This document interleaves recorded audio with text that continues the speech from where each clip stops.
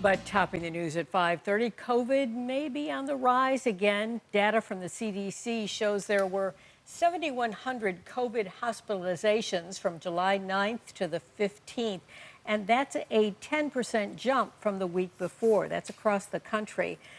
In the ER, 0.73% of visitors had COVID-19. That's a small number, but it was up 50% from the month before. So joining me now, we welcome Dr. Tom Russo, an expert in the infectious diseases at UB Jacobs School of Medicine. Dr. Russo, we thank you for being here. We've talked to you so often during the pandemic over Zoom, but we haven't had you back in the studio for years, really. Yeah, it's great to be back. Thank you. Thanks for having me, Jackie. We appreciate you coming in. So let's talk about this. COVID cases are said to be on the rise across the country. Are you seeing that, and are you seeing it locally? So our national data is our best data, and we are certainly seeing a rise in cases, emergency room visits, and hospitalizations.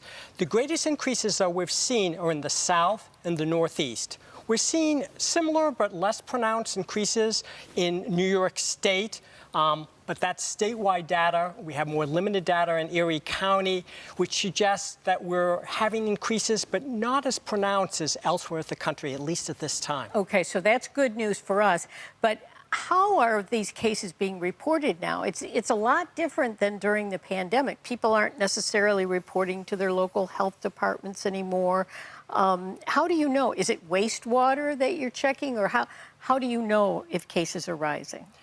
So tracking cases has been more challenging. Most people are on testing or they're home testing, which is not reported. PCR tests are way down. So for numbers of cases, wastewater or trends in wastewater is one indication. And wastewater measurements of the virus that causes COVID has been up over the last several weeks. But also the increased emergency room visits and hospitalizations also suggest we're having increasing cases, or otherwise people wouldn't be showing up at those venues. Okay, and then why do you think cases are on the rise? Well, I think there's three main reasons. First, our behavior. We're gathering and traveling pre-pandemic mode, so there's lots of personal interactions. Secondly, our immunity from either vaccination or prior infection wanes over time, and we're ways off from our most recent booster. Another one should be coming in the next 30 to 60 days. And perhaps the most important driver is heat. Lots of parts of this country have been extraordinarily hot. It's driving people indoors, and that's where the virus spreads best. That's a good point. I didn't think about that. But now back on vaccinations, you mentioned. What is happening with vaccinations? How long do they last? And it seems to me a lot of people may be due for a vaccine. And should we think about it like the flu vaccine that we get every fall? Are we just in that mode now? I think we are. I think we're looking at getting a COVID booster at least annually, particularly for those individuals that are at greatest risk of developing severe disease and hospitalizations. Our vaccines are imperfect against preventing infections, so it's better than not getting vaccinated, but we still see some infections. But it's really been quite good in preventing hospitalizations and death, which I think we could agree is the most important thing that we'd like to prevent. Looking back, and I know this is a very big question, but looking back, we lost more than 1 million Americans during the pandemic. This is your field. What did we as a country do right or wrong? Well, I think the thing that we did extraordinarily well is developing a vaccine so rapidly. That saved countless lives in this country and around the globe. So really, that is one very positive thing. The other very positive thing is we now have a very good treatment, Paxlovid being the best example. If you are infected with COVID and you're at high risk for developing severe disease, if you start that early, you'll significantly decrease the likelihood of landing in hospital. So those are two really bright spots that have occurred. Were masks effective?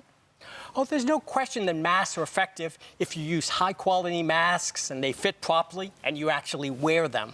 Those individuals, and even now I suggest if you're, our seniors with underlying diseases, the most frail or immunocompromised, where immunity may be less than optimal, if you are in a high-risk setting, wearing a mask is probably a good idea right now with this increasing number of cases. Okay, doctor, very quickly, finally, I do want to ask you this.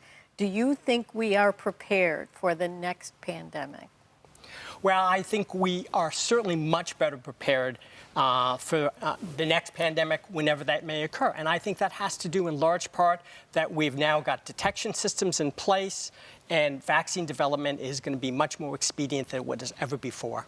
All right, Dr. Thomas Russo, don't stay away so long. We'd like to have you back, more often here. It's great to see you. Well, I'm not sure. When I'm here, maybe that means things are going a little sideways with COVID, so maybe you want to see less of me, Jackie. No. Always happy to see you. Thank you so much for coming in, Doctor. Well, thanks for having me.